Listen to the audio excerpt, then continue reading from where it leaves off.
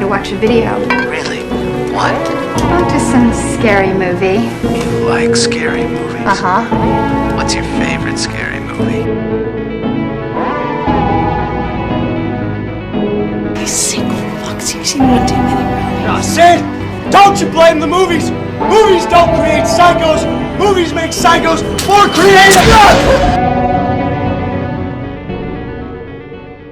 Hello, horror hounds, and welcome to the It Slays podcast. I'm your humble host, Rowan. It's Exilia. And this is your returning ASMR transcendental guide, Mike.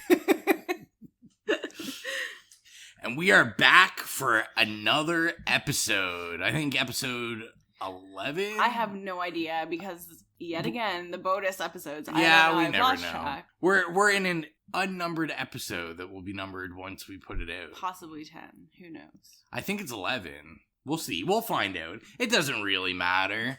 But before we get into it, we do have to plug the Patreon. So if you are interested in becoming a horror hound, you can join us at www.patreon.com/itslayspodcast. We have lots of goodies you can get, thank you cards, and you can pick movies, and I don't know, you can just hang out with us and be cool in general. So take a trip over to Patreon and come check it out. So I figure before we get into the movie, as always, we will start with what we've been watching. Let's start with you, Mike. Oh, goodness. Well, other than the really boring lots of Twitch streams I've been watching, I don't even put on Netflix or anything when I go to bed now. I will go to bed and just, put on Twitch and just watch people play video games until I fall asleep, because this is where my life is right now. But other than that, I have been now watching the season 2 of the brilliant show Pose on FX.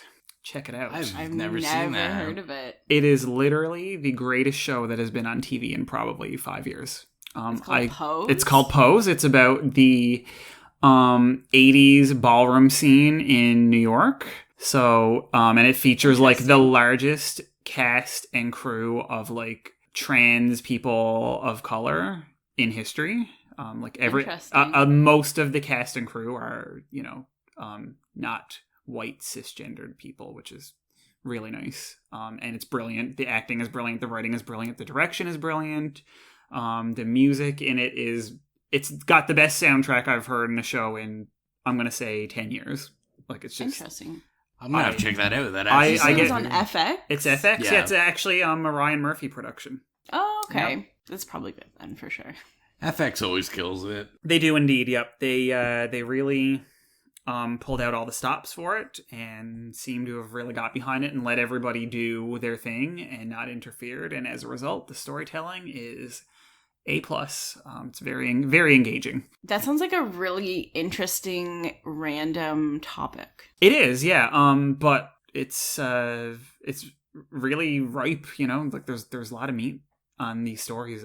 It's, and it's obviously the kind of beginning of the devastation of AIDS and stuff too. So there's a lot of really heavy stuff in it, but it's also very beautiful. Interesting. Yeah, the characters you'll fall in love with them. I'll put that on my list. Yeah, I'm going to have to actually check that out now. How about yourself, Exilia? What have you been up to and watching, bro? Oh my god. Well, Rowan and I just finished season 2 of Good Girls on Netflix. Amazing. It was good. It's one of those, it's just me too. I love her. She's also plays my favorite character. But it's just one of those ones you just get addicted to. And it's just fun and not super serious. I mean, I guess it's serious, but I don't take it seriously. And Christina Hendricks is goddess. Oh my god, Queen Joan Holloway forever. She's my idol. my camera roll on my phone is just all Joan Holloway gifs of her strutting around and rolling her eyes at people. And then anybody that watches basketball knows that Toronto is in the finals. And Rowan's been really making fun of me.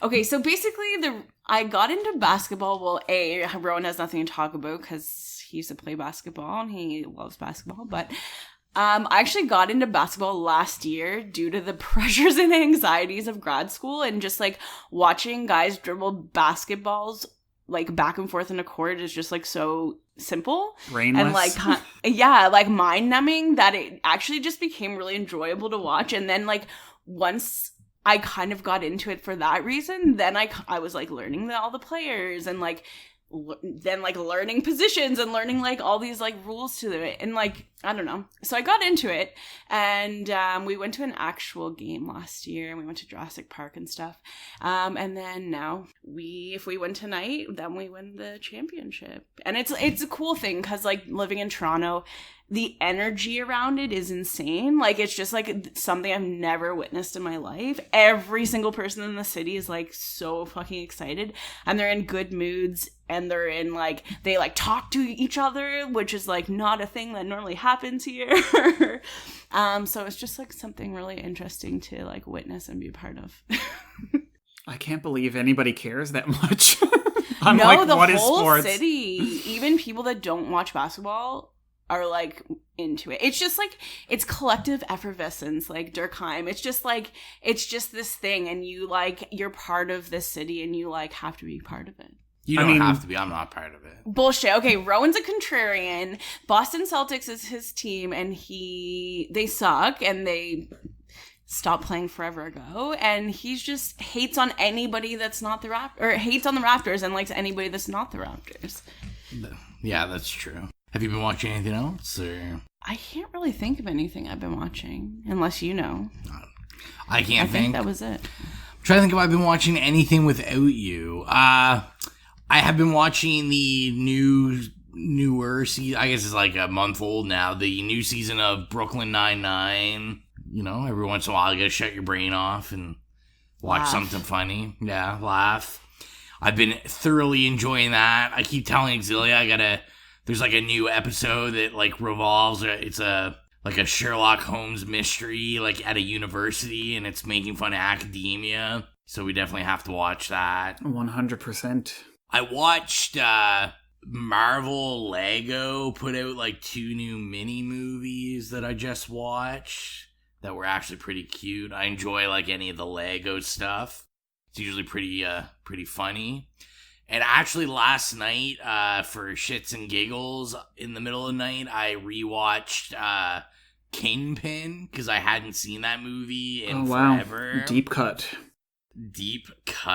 And I think it holds up. I thought it was pretty funny. I think it's one of the first movies I ever, other than Natural Born Killers, I think it's one of the first movies I ever saw Woody Harrelson in. So. I was going to say, that was before we sort of rethought Woody Harrelson when he was still kind of a joke, but we didn't realize how cool he was. Like, I think it aged pretty well for comedy, and Bill Murray is, like, obviously just, like, fucking hilarious in it, because he's hilarious in everything. But yeah, that's pretty much all I've been watching. Nothing too exciting. We haven't done it in a while, so we figured we'd also discuss what we're drinking right now, because that's always what's important. Let's start with Exilia this time. So I definitely pick beer based on the can and not at all on what the beer is or how it tastes. But luckily, one positive thing about living in Ontario is how many craft breweries there are and how beautiful and creative the breweries make the cans. So I today am drinking Good Lot from Farmstead Brewing Company in Caledon, Ontario, which is just outside of Brampton. This really beautiful can. I wish everybody could see it. Like kind of like a folk arty flower.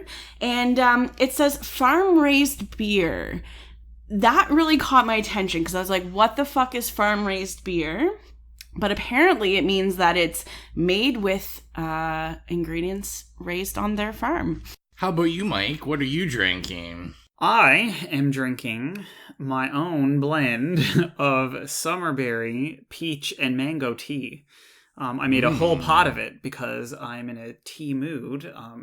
I also have to work in the morning, so I can't do my usual drinking of the vintage Herbert blueberry wine.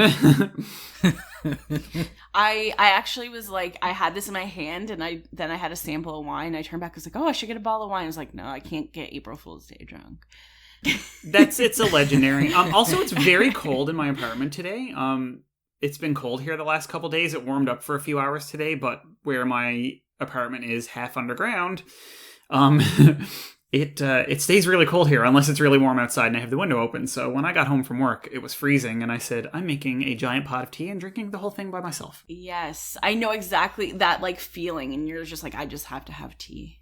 Yeah. Also, my friend Cold, your Casey gave me a bones are beautiful mug, and I love using it. Yeah, I was gonna say it's gorgeous. I'm Yeah. looking at it over Skype here. Yeah, I feel like that's going to be the new the new introduction episodes where we rate where we're at. Are we at a introduction level sober or an April Fool's Day drunk? Well, I mean, we've got a benchmark now. That's right. We need a precedent so that we can measure relative to that precedent.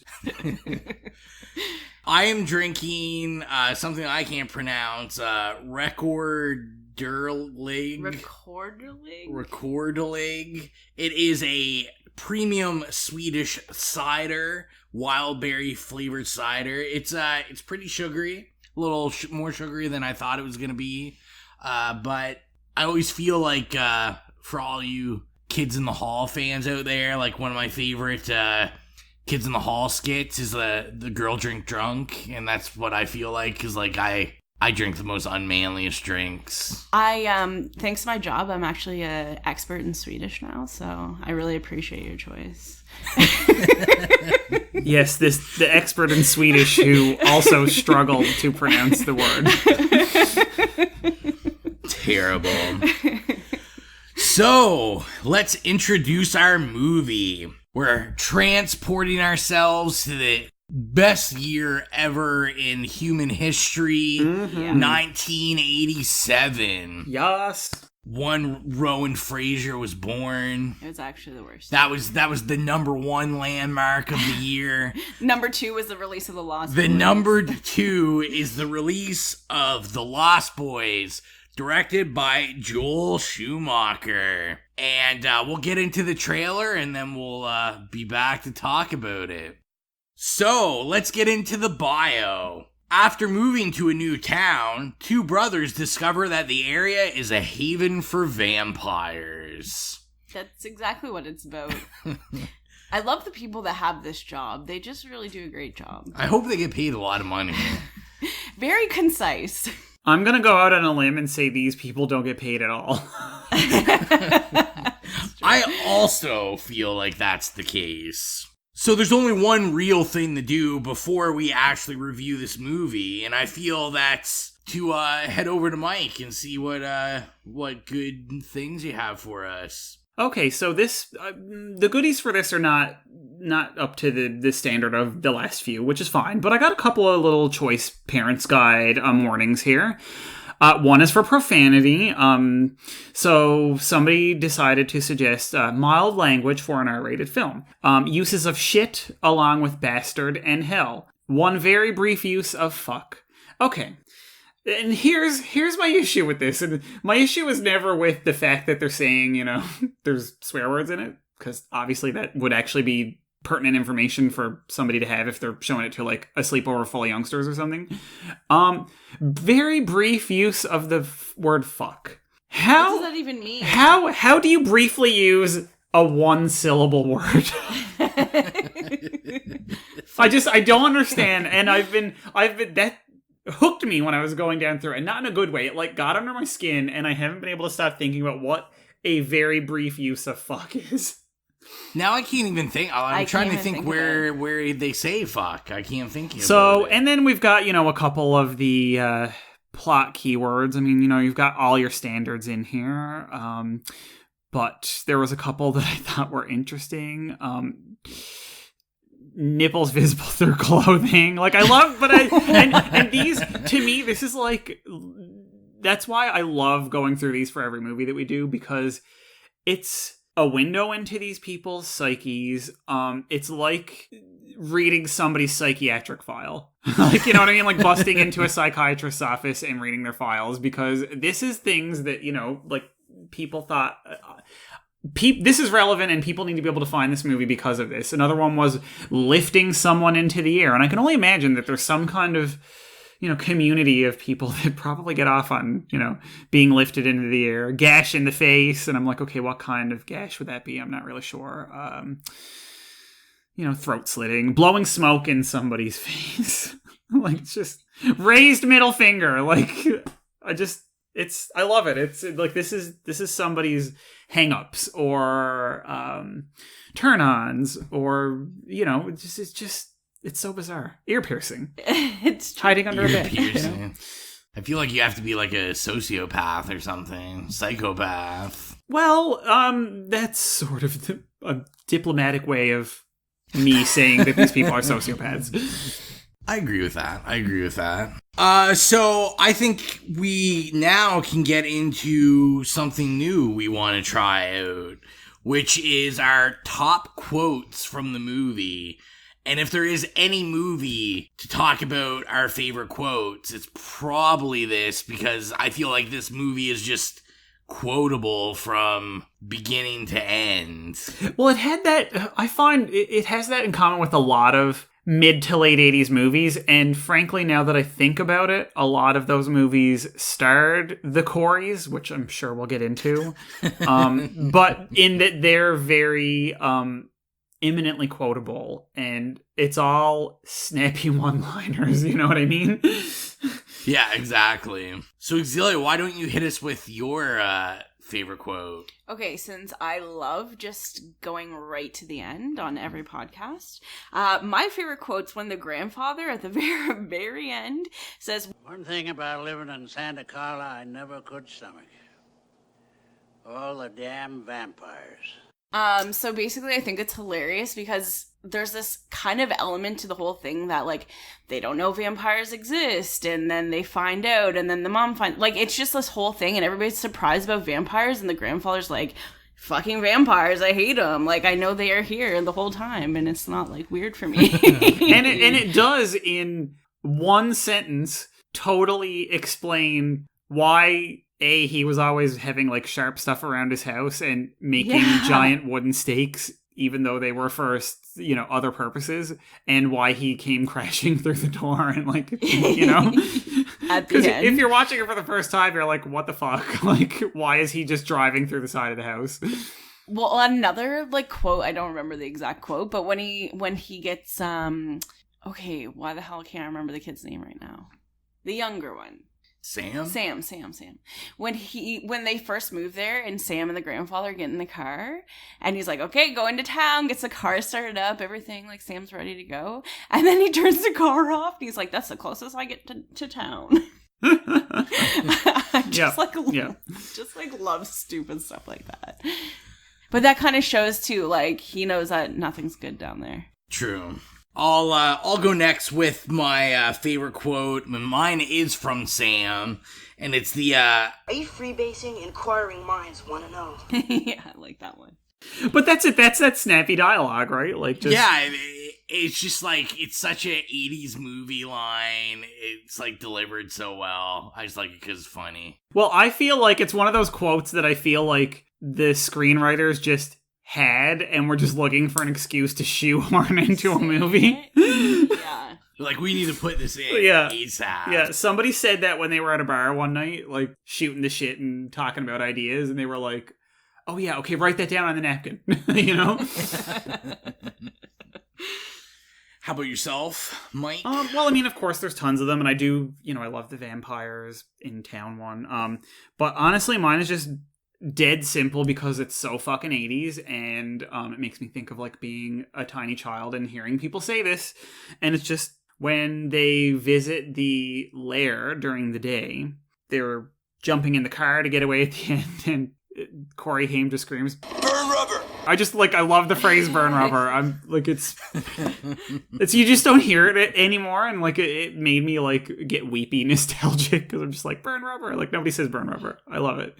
It's definitely, like, a very 80s, 90s quote. You definitely don't hear it anymore. No. Yes, that's it. I just, it was, to me, it encapsulated the, like, time period of the movie perfectly, and just, I love it. And hopefully we'll everyone will have to let us know what they think about us doing our top quotes. And I thought it'd be fun. We seem to always ask a question throughout the episode. And I think our question for this should be like, what's your favorite quote of The Lost Boys? I think that's an appropriate one. Good question. Good. Thank you. Thank you very much, Exilia. So let's get into the meat and potatoes of this movie. Let's start with our favorite kill or our favorite scene or special effect. What scene stood out for us? Okay, I'll go first. Mine is the scene when it's both my favorite scene in the movie, I think, and my favorite kill. It's when they're like, the initiation is over, when they're all up in the tree watching the like weird homoerotic dance hard rock frat party on the beach. Do you remember that? They're not Nazis. They're credited Nazis. As surf Nazis. The surf Nazi party. Oh wow, okay, that's well. And here, because we don't really do the fact segment anymore, I did see when I was looking up that anything in the late 80s and 90s, these movies always had like novel adaptations. And so the guy that wrote it, I can't remember his name, but they just gave him the script before the movie came out. And apparently in the original script, there was a lot more about that group of like young adults. Apparently they were supposed to be the rival gang of the vampires, and they were surf Nazis. Surf Nazis versus vampires. But then that sounds like a great movie. That just kind of got cut out of the movie. Oh, interesting. Yeah, I mean, even with or without that bit of information, I still enjoyed it. I just thought it was like prelude to an orgy, so I was like, yeah, okay, let's get the X-rated cut of this movie on the go. And, just them descending on them and, like, the fucking vampires killing people and, like, eating them and biting their necks and stuff is obviously hideously sexual, so it was just like a big ol' gangbang. You thought 100% you were going to get some Kiefer Sutherland Dawn in that scene. Well, and why not? We deserve some Kiefer Sutherland Dawn. Damn it, we need this. That might be Canada's greatest commodity. Yes, we have to protect it at all costs. Side note, Kiefer Sutherland's like in a feud with Doug Ford right now. Yes, and I'm living for it, which is another reason why we need to protect the Sutherland Dong. Both of them. How about you, Exilia? Your favorite? So this has kind of been my favorite scene ever since I first saw it when I was like in grade 4 or 5. The very beginning when they're driving into town and like there's that huge billboard and on the back it's like murder capital of the world. And there's just like, it's just this like real California, like stereotypical California surf vibe. Like you're on the ocean and people are just like looking like Janis Joplin and like people are like pushing each other in carts and just like, I don't know, they're having a good time. It's sunny, it's nice, it's California, they're having fun. It just seemed like, and it's like back in the 80s, which like inherently seems more fun because there was like less restrictions and like, I don't know. Life was simpler, I guess, or like perceived to be more simple. But yeah, I don't know. I just like have always loved that intro. Plus, they're doing "People Are Strange" like the cover by Echo and the Bunnymen, I love which, it. Like, I love it. So yeah, like that's my favorite scene. And they totally couldn't get, I betcha, the rights. Doors. Because at one point when they're in the vampire lair, they do have that poster of Jim Morrison up. So that's like their way of saying, we know it's the Doors, but, Echo and the Bunnymen are just as good, which they are, by the way. Yes. Yeah. Yeah, I was more than happy with an Echo and the Bunnymen cover. Although the Doors are like very up there for me. I feel like the Doors would have been a good fit because they are kind of, they're that like West Coast surfer hippie, LA rock. Yeah, so hippie. That, like, I can definitely see why that, with the poster and so like why that would be such an influence to the film. And it's very nocturnal music too, right? Which fits because it's a nighttime movie. Yeah. I just like, there's a lot of great scenes. I don't know. Yeah. Also, I'm pretty sure there's a theory that Jim Morrison was a vampire. Is that a thing? Maybe I'm making that up, but I feel like I read that somewhere, maybe in like some book somewhere like years ago. I just hope you're making it up and then it becomes a thing. Yes, I heard please. On this podcast that Jim Morrison was a vampire. Jim Morrison vampire. please. Let's get this going. Let's get the ball rolling. Let's see how big we can get this snowball. For some reason, like, I had seen this several times when I was a kid because who? Well, like, because I don't know, it was like my parents really loved it, and that's why it's like one of my first horror movies I ever saw. And it's a very child friendly for an R-rated horror movie. It's very child friendly. Yeah, I mean, like, I don't think that was my parents' concern because they like watch movies. I mean, clearly, yeah. But for some reason, and then for years I didn't watch it, and when I went to rewatch it, for some reason I thought The Cave was some like hotel that Jim Morrison lived in, and then it collapsed during an earthquake, and I don't know why the hell I thought that. And then I rewatched the movie and I was like, nope, they don't say that at all. Well, I mean, they said it's a hotel, and they said it collapsed, yeah. Okay, but Jim Morrison did there's live just there. a Jim Morrison picture. Okay, that makes more sense. That makes a lot more sense. Isn't that the name of one of their albums? Jim Morrison's no. No, actually something like that. I'm trying to remember. I think it's one of the only Doors albums that I didn't own. Yeah, Morrison Hotel. Yeah. Morrison Hotel. Yeah. That was like their blues album, Yeah. I think. It was like influenced by the South. When I was a kid, like, I used to just lay in my basement, which was also my bedroom, in the complete dark, and just listen to the Doors live on repeat for hours. Okay, that explains so much about you. That whole that whole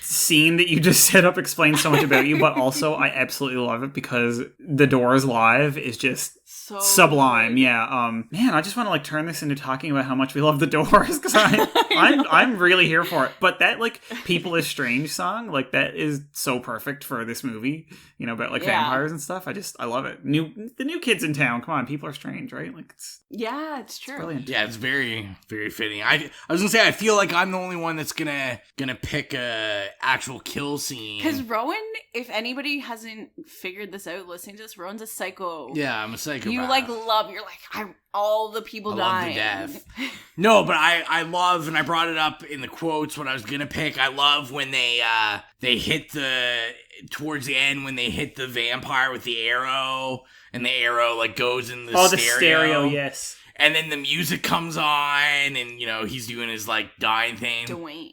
That's his name. And then they're like death by stereo.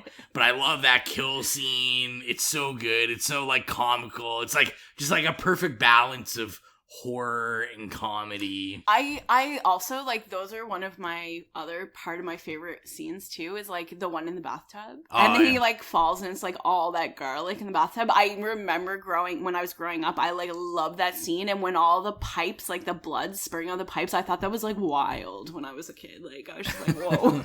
And I think that was another thing that they had thought up and just said we need to shoehorn this into a movie because it didn't make a whole lot of sense otherwise, but it was a spectacular scene and it was really stunning and cool and intense.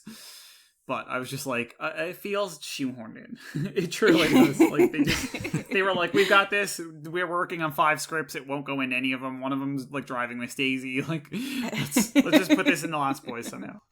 I was going to say, I feel like a real important thing to talk about with this film is how amazing the cast is. I think all the casting's pretty on point. Oh, it's superb. This is another movie that, you know, every time somebody appeared on screen or their name came up in the credits, I just wrote their name with 5 exclamation points after it because it's just great. And the Coreys, the Coreys are legendary in the 80s. This was their peak. Yeah, this was actually the first film they were together. This started the Coreys. Yep, this was where one could argue, knowing their sordid histories, that this is where it all went wrong instead of right. I was going to say, was this Feldman's peak? I think his peak was when he was on The Surreal Life. But anyway. I'm not going to be mean, I promise. I won't snark. Every time I see him in the movie, I think of that, what's that video? The music, or so basically he like has an album mode or perhaps several, but like at least one. And he fucking performed on some like talk show and Rowan showed it to me and that's all I think of him now. That was amazing. It's from his new album and it's fucking horrible. Like, When you say new album, what like are you talking 2019 new album or are you talking No. like It came like out, in like, a couple 2005 or years ago. something? No, it probably came out, like, a year or two. 2017. Oh, Yeah, that's still 2017. too embarrassingly like- close to the present. And it has like angels, like he has like girls playing guitars dressed as angels. Yeah, Corey's Angels. Corey's Angels. It's what's it called? Jupiter Transcending or something? I can't remember. That's made up, but like I don't sounds know. pretty close. That's actually poetic. No, it was called like Ascension, Jupiter Ascending. I don't There's know. no Jupiter in it. I don't know why. There's literally no Jupiter in it. So yeah, like we're saying, the cast is incredible. The clothes are incredible in this movie. Everyone is a fashion icon in this film. Except for the Frog Brothers. I would argue the Frog Brothers are just as hot fashion. I think that might be how my dad might have dressed back. I'm gonna say Maybe like in the 70s. the Frog Brothers were the predecessor / inspiration for those Duck Dynasty shitheads. Oh my god. They remind me kind of like of weird metal guys. I don't know. Yeah, they kind of have that feel. They have that just like grungy metal like vibe from the 80s. Maybe it's only because literally like that's who my dad hung out with was like metal guys. It's also clearly because they are like absolutely fucking unsupervised by any adult or authority figure. Then their last name's Frog. Like I love it. Well, and I keep wondering because there's a shot of them in the store. And in the background, it's kind of blurred. Maybe those are their parents. It's like these old hippies and they're just like asleep in a corner. Every time that they're shown. So like maybe that's the parents. Like I'm not sure, but that would make sense. That would make sense. I feel like that's probably the case. I did really appreciate that a lot of movies that use like comic book stores or anything, like even real comic book movies, like never get any sort of permission to use real comic books, so they always like make fake comic book covers. Like in the X-Men films, they have X-Men comics, but they're fake X-Men comics. But like they actually used real comic books. So as a comic book lover, I was enjoying that I could recognize all these comic books that they had in the store. Okay. Except for the vampire ones. Well, of course. I mean, they were horribly written. Let's face it. Yeah. The art was bad. It was. Yeah, they were so derivative. So derivative. I would have stuck with the X-Men comics. It was a survival guide, guys. Yeah, but they That's could have true. easily. Well, speaking of the X-Men, they could have easily just read those 2 issues where, like, Dracula seduces Storm, and like turns That's her into a right. vampire. Just saying. And then they'd learn how to fight them. Yep. Exili doesn't know what's going on. Man, I have no clue what you're talking about, but that's okay. Exili's like, this isn't basketball. Oh my god. She's a sports bro. She is no longer. Sports bro. I am definitely not a sports bro. I just appreciate collective effervescence. And I appreciate mind-numbing You things that appreciate become Durkheim interesting. is what you appreciate. Durkheim is your boy. Let's talk about like the elephant, I guess, in the room when you're dealing with this movie, and that is the powerhouse soundtrack of this movie. Spoiler alert, all we care about in this podcast is the soundtrack to this movie. So iconic. When we were watching, like, me and Exilia were, like, talking about, like, she's talking about her memories of, like, her parents having it on CD, and I was like, I remember, like, my parents having it on cassette, like, I remember the cover, I remember listening to it all the time. It's just, like, it's so good. In Excess, like, is on it. I don't even listen to, like, a lot of In Excess. My mom loved In Excess. Your mom did love In Excess. R.I.P. R.I.P. Yes. And I thought it was interesting. I saw Oh my god. I saw that I'm assuming it was like a deal for them to allow like to use In Excess's music. Like I saw the year after this came out, Joel Schumacher like directed and did one of their videos, video. So I'm like, that's 100% how he got them to agree to like let them use music. I feel like we have to talk about the sexy saxophone. Okay, no, I was like just sitting here with bated breath waiting for this moment. So go ahead, Rowan. Start talking. No, you go ahead. You were born for the moment to talk about I was just the like sexy saxophone player. So, first of all, and I haven't watched this movie in quite a while, actually, before I rewatched it for this episode. It's probably been, I'd say, 11 or 12 years. No, maybe not that. Definitely like 10 or so years since I've seen this. And, I mean, I've listened to the soundtrack a lot since then, but I never realized until rewatching it for this episode that I always thought, like, I love that song. I love it. I Still Believe by Tim Capello. Love it. That was one of my favorite songs on the soundtrack, which is saying something because it's flawless. And every time I saw the movie, like back when we watched it on like a movie channel or, fucking shitty dubbed VHS version or whatever we had, I just thought that was like the standard 80s thing where like some rando is miming a song and everyone's losing it. And I looked it up while I was rewatching it and I was like, there's no, like, why is he pretending to sing this? And first of all, the looks, like LEWKS, like it's a look. It's the sweaty, glistening, hugely muscled, tan mullet, chains around his neck, playing a saxophone. And I'm like, okay, this is like some weird, they're at a carnival, so it's like a sideshow thing. Boz, that's the actual singer. That is the musician. What? That is him. I did not know Googled that. him. Apparently, he, in the late 80s and early 90s, he toured with like Tina Turner and all these people, and he was famous for like having long ponytail hair and like wearing almost nothing and like doing all these like sexual moves while he's like playing saxophone in like the background like, of Tina Turner videos. This is the person. Hilarious. It's not just like something they were like putting in to like stand in for a performance. Like it was the singer. It is that guy, Tim is like Capello. actually blown right now. That's really funny. It changed my everything. God. It changed. Now, whenever I hear that song, I'm gonna like think of that fucking beautiful, muscle chain sexed, fucking oiled Greek god, right? Like just wailing on a saxophone. That is epic. That is so epic. Yeah, I just want to find out more about him now. I want to like go on YouTube and find interviews with him and hope that he was like on Donahue or something and I could just I want all the tea. I need it. He's definitely like one of those guys too that like probably like now is like so haggard and like I feel like it's just asking to be someone that's just like the body's gone. He's 300 pounds and or he could still pick you up and just break you in two. One or the other. It's definitely gone to one extreme or the other. But yeah, so that's like it's. But his face is kind of turned into Axl Rose's face. Well, I mean, all that time out in the sun with no sunscreen on, like it was the 80s. They UV rays, no, sir, they did not know or care. I always thought, like, I remember when I first saw this movie, I also thought it was just someone like lip syncing, and I always thought, I was like, this guy's got to be like a wrestler or something.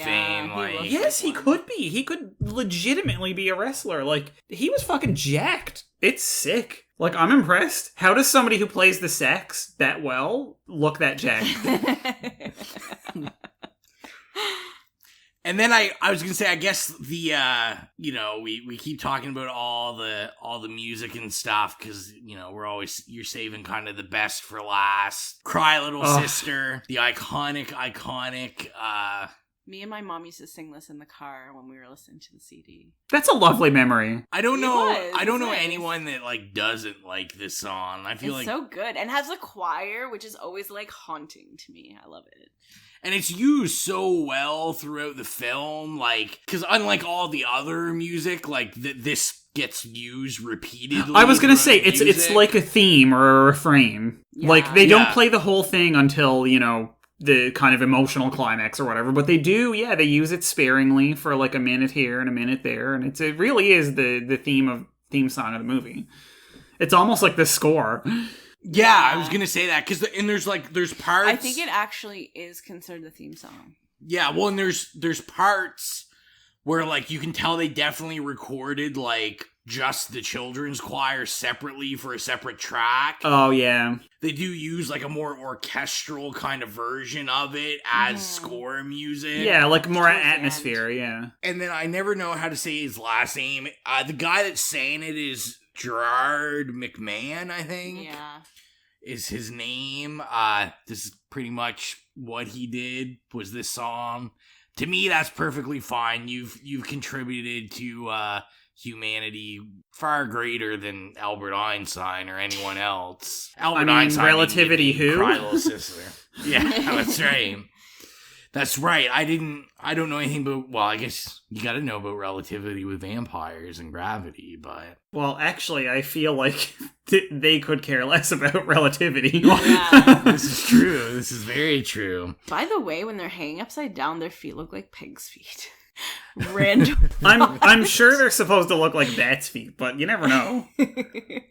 Although I thought it was interesting, like, because when they're hanging, their feet are, like, not only grotesque with giant nail claws, but they're also, like, massively large. So I was really wondering how they got them into, like, sweet 80s shoes. I was like, because these guys are just wearing, like, shoes, sneakers. And I feel like if you were in, I almost called it Santa Monica, Santa, whatever the fuck the name of the place, Santa Clara. Carla. You'd probably be wearing a lot of like sandals and open shoes. So how do you hide that shit? Like, although, like, how do you really pull off their outfit with a pair of sandals? That's true, but I mean, they must have days where they're just casual. Only leather jackets. Let's just also put that out there that I'm really in my mind processing all the vampire movies I've ever seen, and I think they definitely take the cake for like best dressed vampires in a movie. Like, these guys are dressed amazingly. I can't think of the guy's name, but the guy from like Bill and Ted's Alex Winter, yeah. His hair drives me nuts. It's very clearly a like weave. Yeah. But like, they dressed him so good. He was like so much more colorful than everyone else. Yeah, it's true. But like, it's just the aesthetic of this movie is amazing. I'm pretty sure he crimps his hair, which is also like super 80s.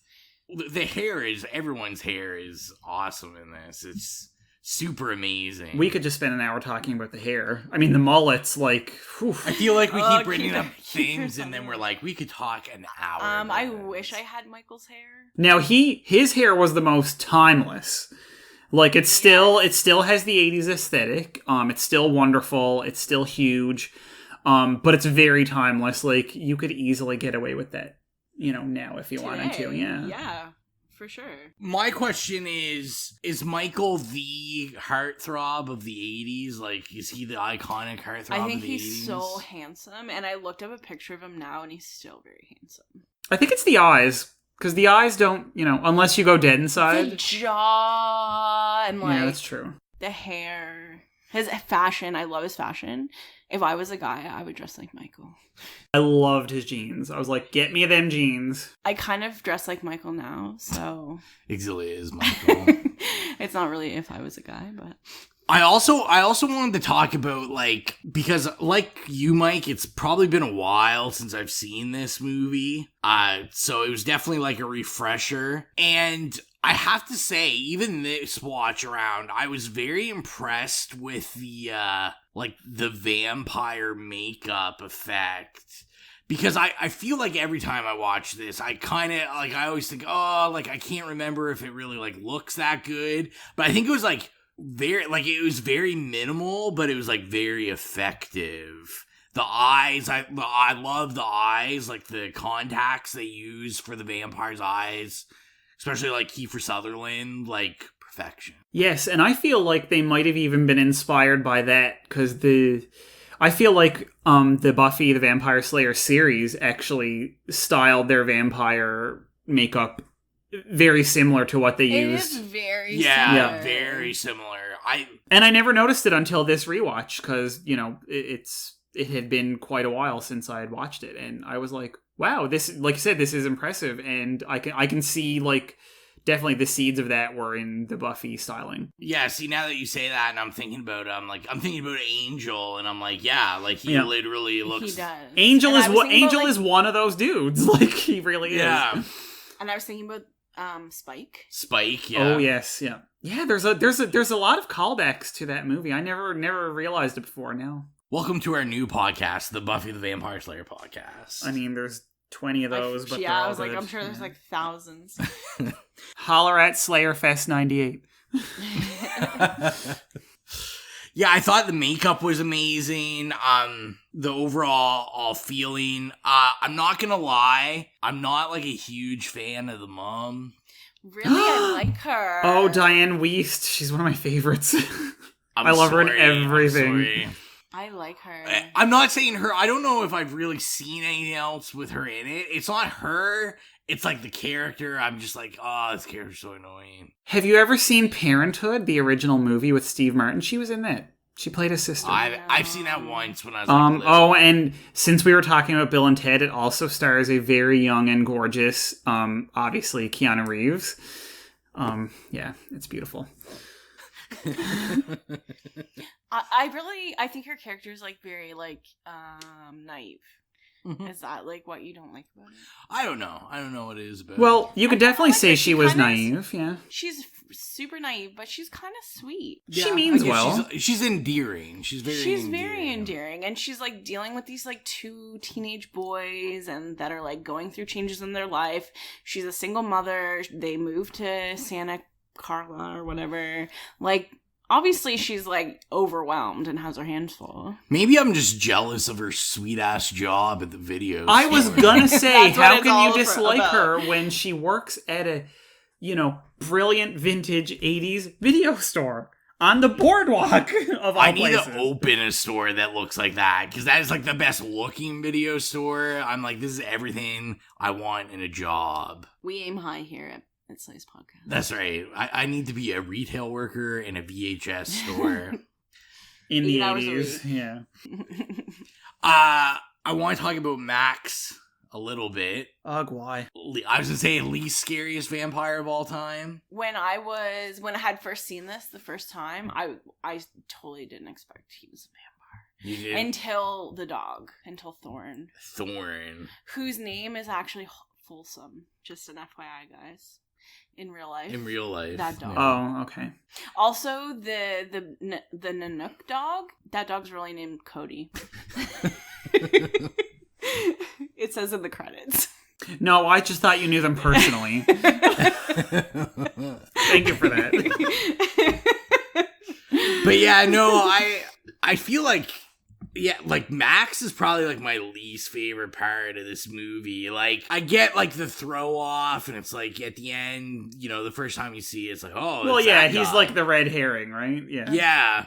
But like, even as a vampire, like, I don't know, even with the makeup on, I'm like, he looked weird. I'm like, this guy isn't scary. Like, I'm more scared of David than I am of. Well, David just has like an inherently scary vibe. You mean Kiefer Sutherland? Well, like David, not Kiefer Sutherland. I just think of him in 24. Well, it's Kiefer Sutherland's, like, severe bleach job that is probably the scariest. And the mullet. And he's just, like, I don't know. Something about him's very, like, commanding, I think. Well, I mean, he is very charismatic, because let's face it. I'm just gonna say right now, they might have tried to make you think that, Michael and Star were like a thing, and that this was no, sorry, it was David and Michael. All of those intense, direct, prolonged eye contact and shit that they made. No, honey, yeah. that was, and they had only just met. Like, please, you do not stare at somebody that way that you just met. And also, he joined the vampire gang, okay, so he, like, saw her or whatever, but, like, it was when he started talking to David that he was like, fuck, get me in on this shit. I'm sold. I will go jump off a train track with you. This is like our secret, Pride episode. I've read many articles of, like, that's probably my favorite fan theory of, like, why this is like a perfect Pride movie, and this underlying Michael and David love thing. He does. Absolutely. David talks to him very seductively as well. Oh, he does. It's like how he says his name even is like. And like he treats Star like shit. And she's gone half the movie anyway, like God knows where, sleeping or whatever. Sleeping. Yeah. Even when they're all in the same place, he's very dismissive of Star. He talks to Star like he talks to all the rest of his, like, cronies. Yeah. But like you said, then whenever the conversation turns to Michael, you know, it's Michael. I mean, Michael. You could definitely say, too, this is the 80s, and, like, men didn't typically, like, you know, that was, like, typical behavior towards women. Yeah, well. Especially when they're with their guy friends. But my theory of that is not as much to do with, like, in relation to her as just watching their, like, electricity on the screen. Like, that alone is, like, no, ma'am. They are into each other. They dig each other. And I think the easiest way to prove your theory correct, the approximate number is 118 times Michael's name is said in this movie. It's a lot of time. And he drinks his blood, for God's sake. Like, what is more sexual than that? Other than drinking other things. But metaphors. You really now, like, I literally just finished watching this, and now I'm like, is this the sexiest vampire movie? It 100% is. And all the fucking steam everywhere, which is like, you know, a Joel Schumacher, like, 80s trademark, but it's, like, all very sweaty and steamy and, like, literally steamy, but, you know, also electricity steamy. I'm just saying. I think 100% that theory is 100% spot on. Yeah, I'm not trying to backdoor pride it, but, you know,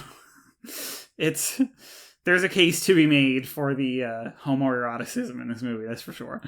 I was going to say, I don't feel you're backdooring. I feel like it's just crashing through the front door. I think. Good. In a giant cucaracha spewing vehicle with spikes on the front of it. I also wanted to talk about, because you briefly mentioned it with your scene, your favorite scene, is I really like the camera shots of, like, whenever they're flying, like, because we never actually see them. No, they're always very disorienting, which, I mean, was obviously probably for, like, budgetary measures, but I found that, like, you're right, the camera angles were always, like, kind of askew and upside down and just dizzying, and you just got that sense of flying through the air rather than actually seeing it, which is kind of cool. Yeah, I thought it was, like, like you said, I figured it was a budgetary thing where it's like, we can't show all these guys flying, so if we just have the camera, that's fine. But I thought it was, like, pretty effective, and I think it set up the moods they wanted to set up. Because most of those shots were, like, intense scenes when, you know, they were killing the security guard, or, like, whenever they were kind of, like, gonna kill someone, or, you know, there's vampires around. I thought that was like pretty effective. Oh yeah, and that scene, you know, that iconic scene where he starts to, like, fly but can't control it and is, like, outside the window while Corey Haim's on the phone with Diane Wiest. Yeah. Oh, I love that. There's so many. It's so hard to pick a favorite scene because they're all great. And it's creepy, right? Like, you can kind of, like, see that he's scared and shit, but, like, it's also obviously a bit comic as well. So it's just, the movie does that well. It's not overly comic, but I feel like it has moments where that kind of cracks through. It definitely lends itself, like, in that comedy like range. Is there anything else we want to talk about, scenes or anything? Oh, there was one little thing I wanted to bring, because we sort of touched on it a couple minutes ago, and it was that coming at this movie from 2019 and seeing her start work at that movie store, and then within, like, 2 days, her boss is taking her out on a fucking date. I was like, what is this? What is this harassment shit? I cannot abide by it. It bothered me. It bothered me so much. And I mean, listen, she was into it and it was consensual, so fine. But I just feel like, you know, she was in a vulnerable place. You know, she had youngsters. She's new in town. She needed a job, and he preyed on her. But anyway. It's true. I agree. And I mean, he did prey on her because he was actually a vampire and was trying to recruit her to be, you know? So there was just lots of, like, wrong going on there. And I was just like, I never noticed this when I was younger, but I don't know, just someone dating their boss after like 2 days is just wrong. Yeah, it probably definitely wouldn't fly now. No, she definitely didn't sign any like HR waivers or anything. I was gonna say too, like, just kind of I guess I knew it, but I don't ever associate it with Joel Schumacher, but randomly, like, him and Kiefer Sutherland did work again on Flatliners. Yes. Oh, that's such a good movie. I feel like we might have to do that movie at some point. Yes. Oh my god. And Julia Roberts. It's phenomenal. It's a very scary movie. I grew up with that as a kid, and my mom loved that movie. Yeah, I think it's very interesting, especially, like, we go to the greatness of the Lost Boys, and then, if you think Flatliners is a great movie, and then fast forward, and then we get Joel Schumacher's Batman and Robin. Yes. Well, I mean, Flatliners was really kind of when you got that, like, signature Joel Schumacher movie, so... Yeah. It was starting with this, but it really, like, that was his blueprint he used for, like, the next 10 years. Although I will give him, he did do Batman Forever as well. Oh, Batman Forever is one of my favorites. Yeah, I love it. And again, soundtrack to literally die for. I've listened to it more than anything in my life, I think. Interesting, Rowan. Batman Forever is my favorite Batman movie, and Rowan always berates me about it. Yeah, I didn't berate you, Mike. Thank you. I love Batman Forever. I don't hate Batman Forever, and I get why people. And also, the I get why people amazing. like Batman Forever, because I feel like in the canon of Batman movies, like, that was like the biggest marketed Batman movie ever. But it was also so good, and like Val Kilmer's Batman, and Nicole Kidman, and like I hate Jim Carrey, Batman, but he was great in that Jim movie. Jim Carrey Yeah, was such a good Riddler. Tommy Lee Jones, yeah. like. It was all like Oscar-worthy actors, like, and it was like a well-done movie. Yeah. This is a glimpse into our non-horror lives. Me and Auxilia always get in this argument, because my argument is always Batman Returns is the greatest Batman movie. It's good. Tim Burton, Danny DeVito, Michelle Pfeiffer. It's definitely Pee Wee Herman, good. like... But Batman Forever is like, that holds a special place in my... Yeah, and it changed the aesthetic, but we won't go there because this is literally off topic. Not a Batman podcast. So why don't we talk about, is The Lost Boys scary? Would we consider this a scary movie? Me now, no. I don't think so, but when I was in grade 4 or 5, the scene towards the beginning where that couple's like making out in the car after they steal the comic books. Oh yeah. And then they're like, basically the vampires come. When I first saw this movie, I thought that was scary. I don't know why that specific scene out of all the other scenes, but something about it freaked me out. Yeah, I was gonna say, I don't know, maybe, as Auxilia said, I don't know, maybe I was a psychopath as a kid or something. I never thought of this movie as scary. I always kind of placed this in a horror comedy compartment in my mind. Like, I always thought it was funnier before it was scary. I definitely, I think if you weren't well-versed in horror, and you were young, there would definitely be, scenes. I think some of the vampire scenes could be scary. There's some really good lighting, stuff where David's in full vampire mode. Some great lighting that's kind of, striking and scary. But I wouldn't say it's overly scary. To me, it's kind of the same effect as, an 80s action movie. It's kind of fun. I definitely think it's to me, I would think it's an all ages movie. I feel like anyone could really watch this. I mean, I'm not traumatized by it. Well, that's good. And I saw it when I was 7, so. Yeah. How about yourself, Mike? I mean, not really, because, I saw it when I was a youngster, and even at that point, I, seen quite a few scary movies, but I think it was also partially that a lot of the cast in it was stuff were from movies that were comedic. So yeah. I just had this association, seeing them in this movie is kind of comforting, and they crack wise and are just sort of generally rambunctious, and I didn't take them seriously in a horror movie style way. So I don't know. had that association from a young age of like, say, the Coreys with like, stuff like License to Drive. So, to me, it was just sort of like a scary kind of comedy movie, Yeah, there's like a lot of one-liners and stuff, so it kind of lends itself to that comedy aspect. So what do you say we get into rating this movie? Exilia, this is your pick in your childhood memories. So why don't you kick it off? Okay, so personally, I'd have to give it a slay. Perhaps maybe because it's like very like dear to my heart, but I don't know. I think it's just like a classic, and I think it's like just fun and interesting, and I mean, not like on a deep level, but no, I just like, I think it's a good movie. I like it. I'll like definitely show my children it. Okay, that's reasonable. I am also gonna give it a slay. I absolutely adore this movie. I will say I do think it's a nostalgia thing. I think about things I've read, other podcasts I've listened to, like websites, just anything I've kind of read, and I feel whenever I see someone talk about this movie that doesn't have that like childhood view of this, it's never like oh, this movie it's is like a Blair Witch Project scenario. Yeah, it's like you kind of like, it has to be embedded into that nostalgia. Your like life. Yeah. And to me, it's just like the time period, like we said, the music alone makes this amazing. Like the fashion in it, the one-liners.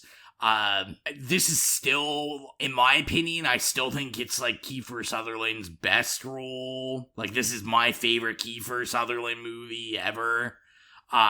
So yeah, I would also give it a slay. And you, Mike? Oh, me. I'm gonna give it a yay.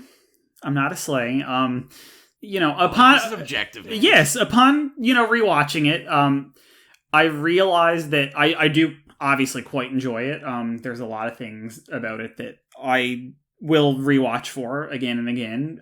But I realized I probably like the soundtrack more than the movie itself, which is not a slag on the movie, because it's just the soundtrack is so spectacular. And that's what I keep coming back to. Like, I listen to the soundtrack, probably a couple times a year, as opposed to watching the movie maybe once every 10 or so. But that said, there's a lot of things about it that I enjoy, and it's one of those that, like, if some youngster in my family is like, I want to watch a horror movie, it would be like this style of one that I would show them, because, it's a little bit more lighthearted, even though it has some, violent scenes, and it's a restricted movie that plays more like a PG movie. But, so, I mean, I still thoroughly enjoy it, but it's one of those that, like, I'll put in my pocket and bring it out to show somebody who maybe hasn't seen a lot of scary movies as a gateway. But yeah, it's a yay. I love it. It's charming. Everybody in it is great. Great soundtrack. Joel Schumacher. I love that, like, steamy, neon lighting and weird camera angles and stuff that doesn't make sense. It's great. I was gonna say too, if you think about it, like, I was trying to think about that while I was watching, like, if it came out now, I definitely think it would be like a PG. Mm-hmm. Yeah, for 13, sure. maybe. Also, just a side note, so when they turn that milk carton around and Laddie is on the milk carton, yeah, where did this kid come from? It seems like Star and him have some sort of like prior intimate relationship, but obviously he's missing. Yeah, I don't know. What's the story behind Laddie? Does anybody know? I don't. Maybe they Why explain didn't they that. make a sequel called, like... Well, they did. Apparently there's 3 movies, apparently. I'm not Origin of Laddie. Origin of Laddie, yeah. I've never seen the other 2. I keep saying that at some point, maybe. I'll probably never watch Apparently, the other 2, the only returning character is Corey Feldman. Oof. Those were the drug years. Yeah, I think in the 3rd one I read, the other frog brother came back. This is kind of interesting, so I'll talk about this for a second. In the 2nd one, Kiefer Sutherland's brother stars as the head vampire, because there's supposed to be a planned sequel called The Lost Girls, and Kiefer Sutherland was supposed to reprise his role as David. because in the movie, he's the only vampire that doesn't, like, explode and disintegrate, so the idea was that he didn't actually die. And apparently Joel Schumacher, like, had tried all throughout the 90s to get the sequel made, but they just couldn't do it. So then the kind of Corey Feldman-led, very low-budget independent ones got made. And yeah, no one really of importance returned. And I don't think those were... All the reviews I've read for those, they have not been good. Very good. So I think now is the appropriate time to get into Exilia and Mike's favorite thing, the budget game. Okay, even though I wrote down a version of it, I didn't pay attention to the amount, so I have no idea. Yeah, sure, she's lying, Mike. I don't remember. So we'll start with how much they spent, what the budget on this movie was. And we'll start with Exilia to see if she remembers, see if she's lying to us. Okay, I'm really trying to remember. Canadian or American? Either. $11 million Canadian. And how about you, Mike? I was actually going to say about 10. Okay. So I'm going to give it to both of you. I don't like to share.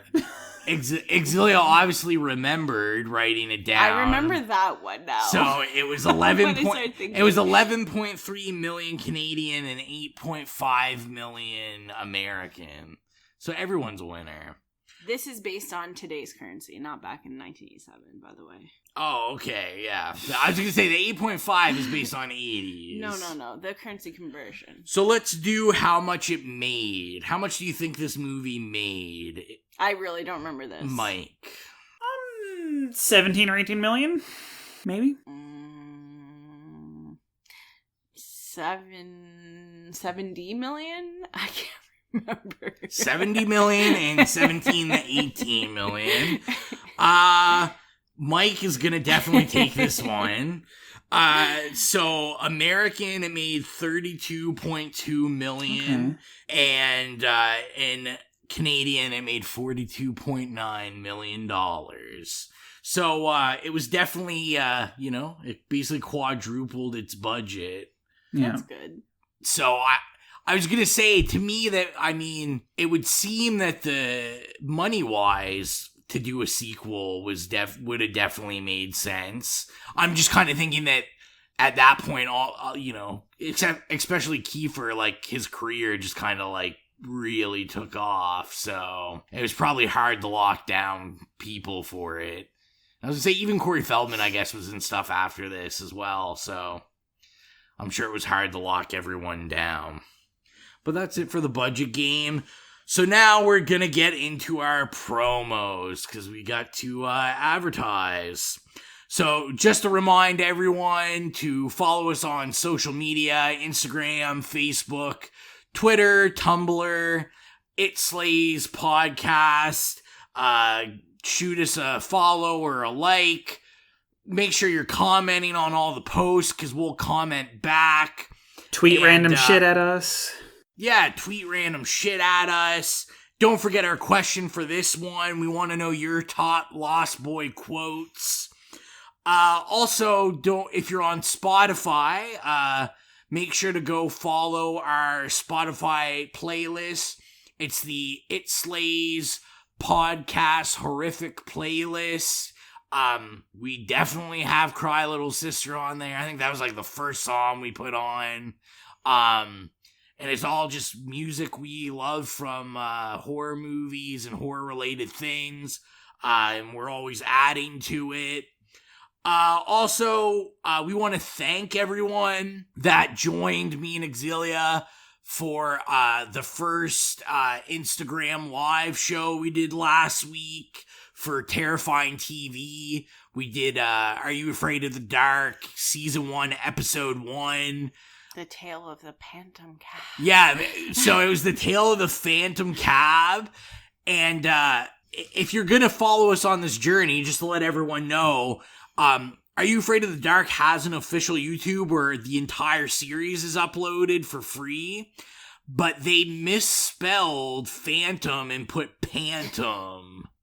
So it was the tale of the Phantom Cab. Classic Canadian TV. Classic Canadian TV. But yeah, thanks. I think we had one person join us live. It was kind of short notice, but we did have quite a few that watched the episode afterwards. Because it's Instagram Live, it only lasts for 24 hours on our Instagram. When you hear this, we'll have already done another episode, but make sure to check in every week on our Instagram because we will be doing that, and who knows, maybe we'll twist Mike's arm to come into a episode at some point. Yes, I may show up.